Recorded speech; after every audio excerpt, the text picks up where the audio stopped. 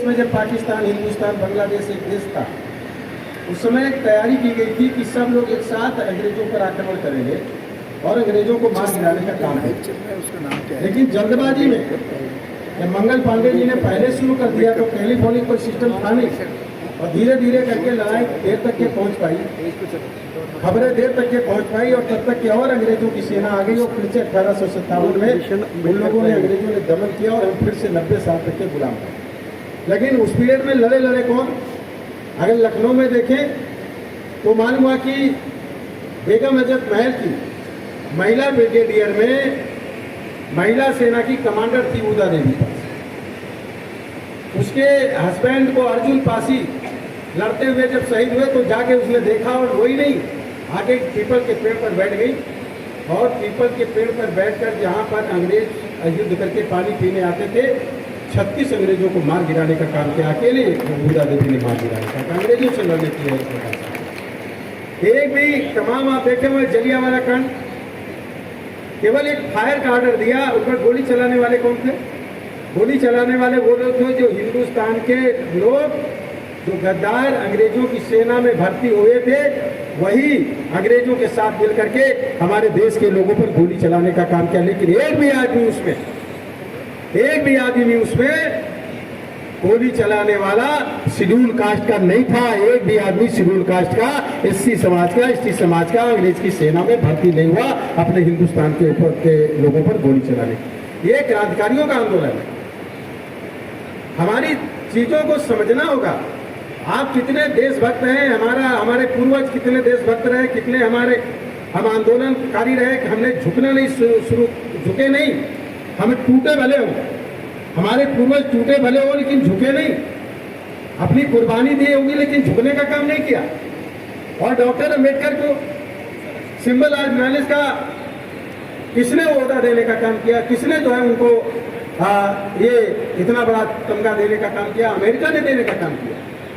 America ने हमारे देश में जिन लोगों का राज था, भारत का संविधान उनके नेतृत्व में बना, भारत के संविधान में उनको शामिल नहीं होने देना चाहते। जरा सी गलती कहां से कहां लेकर की जाती। डॉक्टर अंबेडकर को संविधान सभा में ना पहुंचने दिया जाए, उस समय के लोगों ने उनको हरा दिया। मुझे पॉलिटिकल तरीके से कहना होगा तो पॉलिटिकल तरीके से बता दूंगा। उस समय कांग्रेस का आंदोलन चल रहा था, उन लोगों ने हरा देने का काम किया। योगेंद्र मंडल जी ने एक सीट खाली करा करके डॉक्टर अंबेडकर को चुनाव लड़ाया और भेजा और तब जाकर के वो संविधान सभा में शामिल हो पाए, वरना संविधान सभा में ही उनको शामिल नहीं होने देना चाहते। अगर वो नहीं होते तो आज का संविधान कैसा होता आप जानते हैं। डॉक्टर अंबेडकर जी अगर संविधान सभा में नहीं शामिल होते तो डॉक्टर अंबेडकर जी का संविधान कैसा होता? आज जो ये बनाया गया संविधान वो कैसा होता जो बनता अगर वो नहीं होते? इसलिए एक एक चीज पर उन्होंने बहस किया, एक एक चीज पर उन्होंने चीजें तय की और यहाँ तक कि उन्होंने इस पर भी बहस किया था, डिबेट किया था कि हमारे देश के अंदर नशा होना चाहिए, नशे की दुकानें चलनी चाहिए कि नहीं होना चाहिए। आने वाली जो हमारी सरकार होगी वो नशा के खिलाफ क्या कार्रवाई करेगी। इस पर उस संविधान सभा में निर्णय नहीं हो पाया और जब निर्णय नहीं हो पाया तो सबकी सहमति से छोड़ दिया गया कि आने वाली जो सरकारें होगी वो तय करेगी कि नशा बिकेगा कि नहीं बिकेगा, नशा रहेगा कि नहीं रहेगा। तो हम तमाम चीजों में आगे रहने का काम किए। हम धर्म की रक्षा करने के लिए अपनी कुर्बानी देने का काम किए।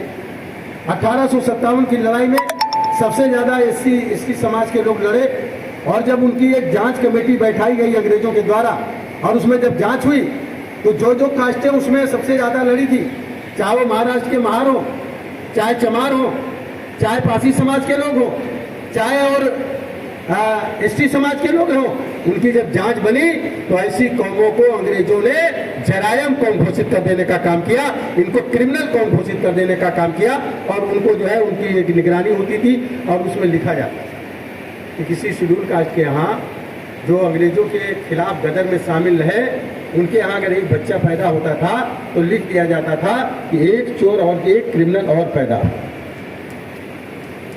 इसकी लड़ाई डॉक्टर अम्बेडकर ने लड़ी और डॉक्टर अम्बेडकर जी ने इस लड़ाई को लड़ा और आज़ादी के बाद भी 3-4 साल बाद संविधान करीब लागू हुआ 1950 में, उसके कई साल बाद इन कौमों को क्रिमिनल कौम से हटाया गया। आप सोचिए जरा कि डॉक्टर अम्बेडकर जी ने पहले किन लोगों को वोट देने का अधिकार था? 100 रुपए की जो लगाना था करेंगे वो वोट देगा, वो लोगों को नेता चुनेगा, एमपी चुनेगा, एमएलए चुनेगा। डॉक्टर अंबेडकर जी ने सब लोगों को वोट देने का अधिकार दिया, तो आज पंच से लेकर के प्रधानमंत्री चुनने का अधिकार सबको मिला हुआ है, बराबरी का दर्जा मिला है। महिलाओं को अलग से अधिकार देने का काम किया, सभी लोगों को अधिकार देने का काम जो किया डॉक्टर अंबेडकर जी ने संविधान में बैठ करके बहस करके तर्क देकर। और अगर उस सभा में ये भी पास हो जाता कि हमारे देश में नशा नहीं रहेगा, नशे पर पूर्तियां रोक लग जाएगी, नशा मुक्त भारत बनेगा, अगर ऐसा एक बन गया होता तो आज सबसे ज़्यादा नशे में कौन लोग हैं? हमारे समाज के लोग सबसे ज़्यादा नशे में एक साजिश के तहत नशे में लिप्त करने का प्रयास किया गया। नशा बेचने वाला, शराब बेचने वाला खुद शराब नहीं पीता, ड्रग्स बेचने वाला ड्रग्स नहीं लेता, अफीम बेचने वाला अफीम नहीं खाता, स्मैक बेचने वाला स्मैक नहीं खाता, नहीं पीता, लेकिन वो बेच रहा है क्यों? सबसे ज़्यादा कौन ले रहे हैं? सबसे ज़्यादा मसाला कौन खा रहा है? गुटखा कौन खा रहा है? बीड़ी सिगरेट कौन पी रहा है? सब कमजोर तबके का आदमी, middle class, middle lower class का व्यक्ति करने का काम करता है। एक साजिश है हमारे देश के नौजवानों को बर्बाद करने की। आदरणीय प्रधानमंत्री जी ने बोला कि नौजवान जिस तरीके से नशे की तरफ बढ़ रहा है, आने वाले समय में नौजवानों की बर्बादी निश्चित हो जाएगी अगर नशे को छोड़ने का काम करते हैं। और इसके लिए आदरणीय प्रधानमंत्री जी ने 272 जनपदों को सामाजिक न्याय अधिकारिता मंत्रालय की तरफ से चिन्हित करके नशा मुक्त भारत अभियान शुरू करने का काम किया। हम आपसे कहना चाहते हैं, डॉक्टर अंबेडकर को दिल से अगर मानते हो या केवल जय भीम या जय अम्बेडकर ही बोलना है, केवल अम्बेडकर जयंती में, तो डॉक्टर अंबेडकर का मिशन क्या था? डॉक्टर अंबेडकर का मिशन था जाति विहीन, शोषण विहीन समाज की स्थापना। ऐसा समाज जिसमें जाति के आधार पर शोषण ना हो, यानी इसका शोषण ना हो, सामाजिक आधार और आधार पर शोषण ना हो। मैं आना चाहिए उदाहरण, बहुत से लोग यहाँ बैठा, ध्यान दीजिए। मेरे यहाँ घर पे हमारे लखनऊ क्षेत्र की 2 लड़कियां आई, शेड्यूल कास्ट की, फर्राटेदार अंग्रेजी बोलती थी वो। मेरे घर पे आई तो बोली कि मेरा बात कर लीजिए कहीं। तो एक इंडिगो में मैंने बात किया, उसकी एयर होस्टेस बनने की तमन्ना थी, लग गई। यहाँ पर आकर के एयर इंडिया में उन्होंने अपना आवेदन किया, दोनों ने लिख दिया जाति हिंदू, वो धर्म हिंदू, जाति अनुसूचित जाति, उपजाति क्षमा, दोनों को नहीं बुलाया। वाइफ भी मेरे आई थी, वाइफ मेरे यहाँ विधायक है, आई थी, मैं घटना बता रहा हूँ।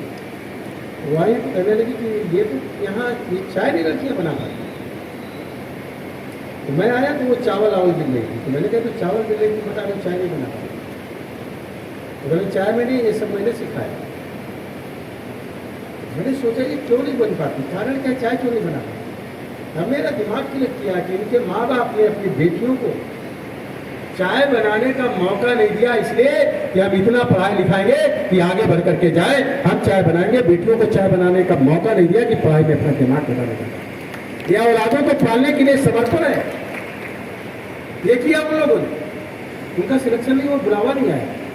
एक दिन मैं आया, फिर वो मुझको मिल गई वहीं पे। मैंने कहा आज कैसे आ गई आप लोग? पहले हमने बुलाया, इसमें फिर से भरा था। तो हमने कहा आप, तुमको तो बुलाया नहीं गया। उसी एयरलाइंस में, इंडियन एयरलाइंस में उनको बुला लिया गया। मैंने कहा कैसे बुलाया गया? पहले आपकी बुला लिया गया, उसमें लिखा धर्म हिंदू, लिखा जाति, तो लिखने लिख दिया सामान्य। दोनों लोगों को बुला लिया, उसमें उन्होंने कंपटीशन दिया। एक लड़की का सिलेक्शन हो गया एयर इंडिया का, वो जहाज उड़ाती है, उसमें जाती है एयर होस्टेस में। मैं ये कह रहा हूँ कि डॉक्टर अंबेडकर इसीलिए कहते थे हमें जाति विहीन शोषण समाज, जाति विहीन समाज की स्थापना। और जाति आधार पर शोषण है बुद्धि के लिए। इसीलिए डॉक्टर अंबेडकर को हिंदुस्तान के तमाम वो लोग जो उनको चुनाव में हरा दिए थे, उनको बुद्धिमान मानने के लिए तैयार।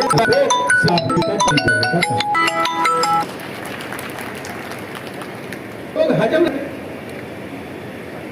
जब आप बुद्धिमान हो जाएंगे, काम आएंगे, आगे बढ़ेंगे, जन समर्थन आपके साथ खड़ा होगा, तो कुछ लोग आपसे नफरत करेंगे, आपकी बराबरी नहीं कर पाएंगे, आपसे नफरत करने का काम करेंगे। ऐसा भी होगा काम में, वो आपका साथ नहीं देंगे।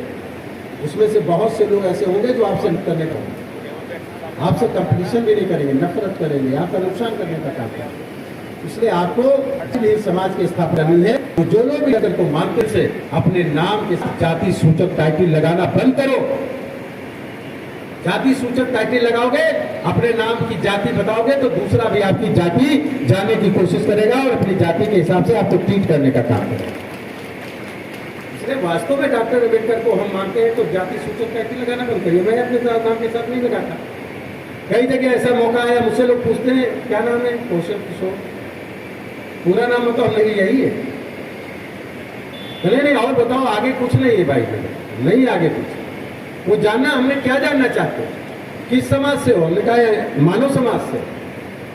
वो हमारी जाति जानना चाहता है। पढ़ा लिखा आदमी, गैर पढ़ा लिखा आदमी नहीं पूछता, इतना ध्यान रखना। गैर पढ़ा लिखा आदमी ये बात नहीं पूछता, पढ़ा लिखा आदमी ये पूछता है कि नाम के आगे और क्या है।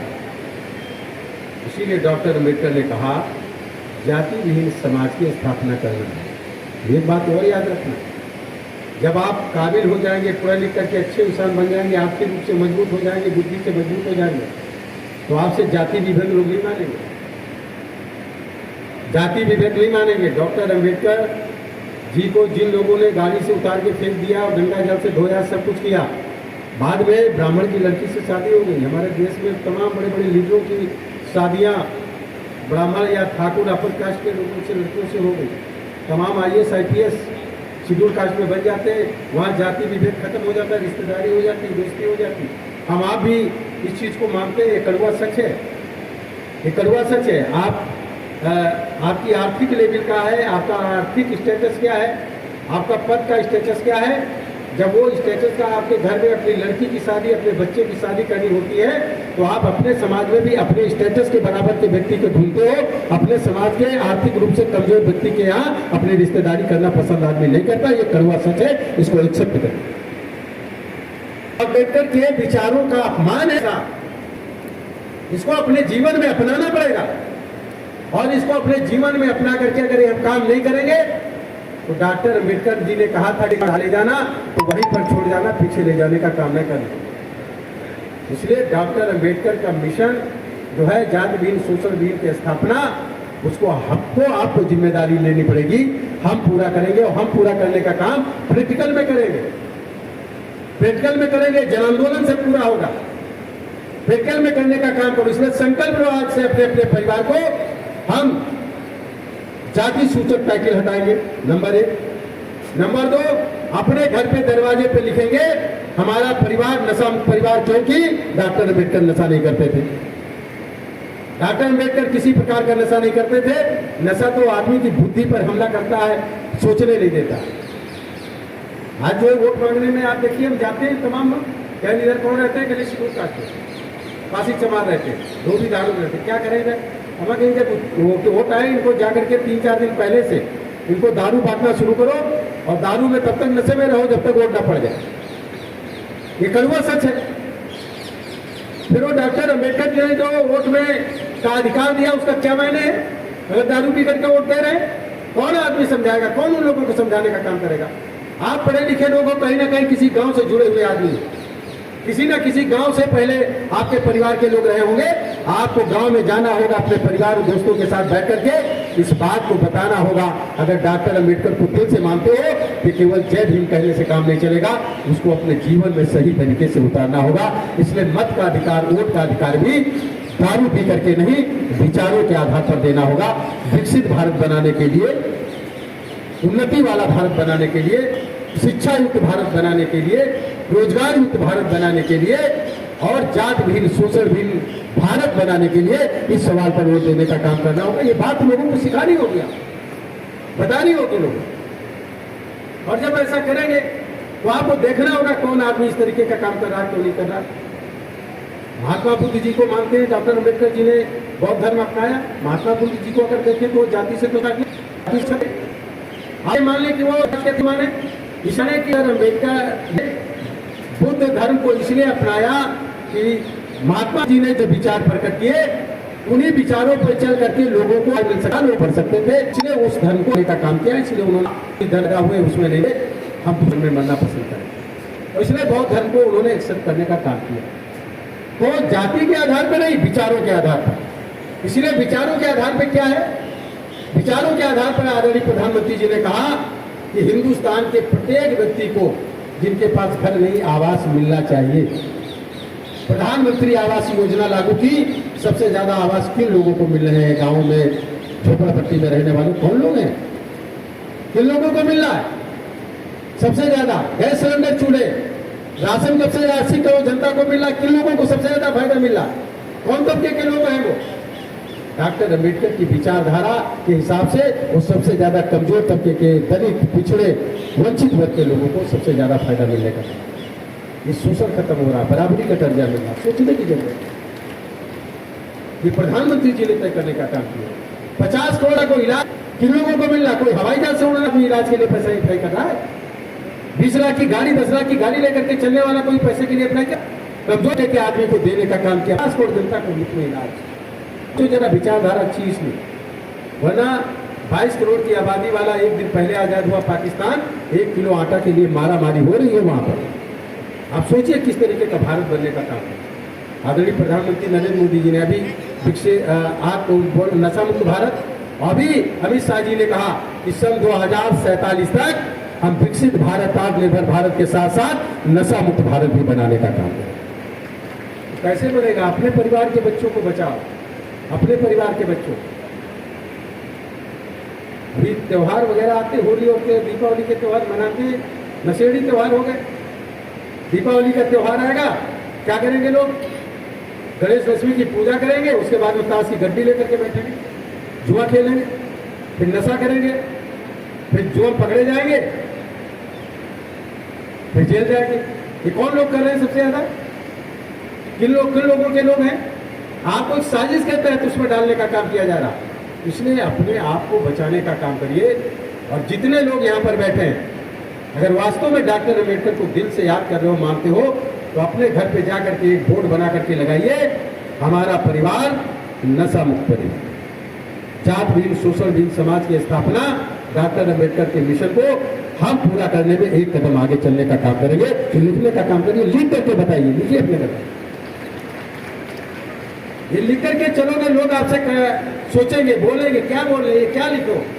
हम कर रहे हैं, लिख रहे हैं, बचा रहे हैं अपने समाज को। अपने अपने लड़कियों की शादी तय करिए। आप कितना भी पढ़ा लिखा किसी भी पर पोस्ट पे हो, मसाला खाता है, तंबाकू खाता है, सिगरेट पीता है, बीड़ी पीता है, स्मैक पीता है, ड्रग्स लेता है, कुछ लेता है, उस लड़के से शादी करने की जरूरत नहीं है। 14 लाख लोगों को कैंसर हमारे देश में प्रत्येक साल हो रहा है, 14 लाख के आसपास, जिसमें 12 प्रकार का कैंसर केवल शराब पीने से होता है।